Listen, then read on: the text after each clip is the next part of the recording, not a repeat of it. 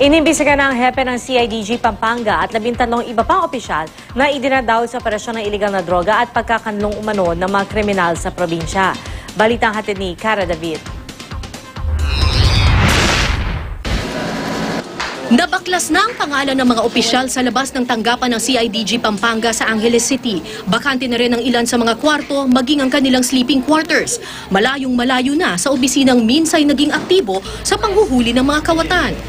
Kung pagbabasihan lamang ang bulletin board na nakapaskil dito sa labas ng provincial office ng CIDG Pampanga, iisipin mo, napaka-impressive nitong team na ito. Tingnan mo, 250,000 peso worth of drugs seized at iba pang mga accomplishment. Ito, makikita ninyo sa matrix naman na ito, yung kanilang accomplishment from July to September 2013. Kinukumpara dito lahat ng iba't ibang mga provincial offices sa Region 3. And if you look at Pampanga, ang makikita mo dito, 33.83 points. Yan yung kanilang accomplishment for the third quarter of 2013, making them the most accomplished sa lahat ng mga teams ng CIDG sa buong Region 3. Kaya naman, laking gulat talaga ng mga tao nang malaman na sangkot pala umano ang mga ito sa illegal na gawain tulad ng droga. Sa bisa ng isang search warrant, sinalakay ng CIDG Anti-Organized Crime Unit ang opisina ng CIDG Pampanga. Nakuha ng mga otoridad ang 5 high-powered firearms, 11 pistols at iba't ibang uri ng bala. Karamihan daw sa mga armas walang lisensya o kung meron man, pasuna. Na-recover din ang mahigit 2 milyong pisong cash na hinihinalang pinagbentahan ng shabu.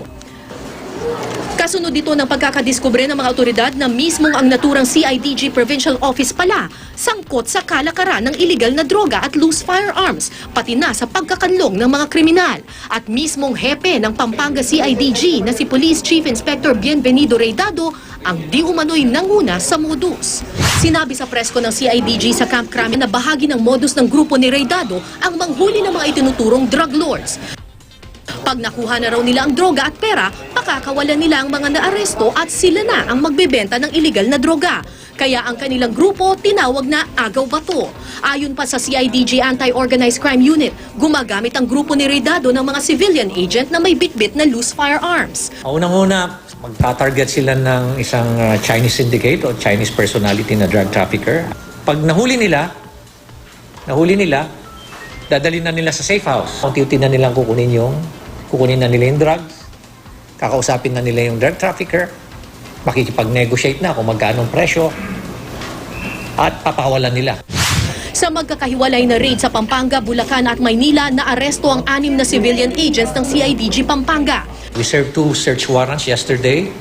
Ito yung isang safe house nila sa Balagtas, sa Bulacan.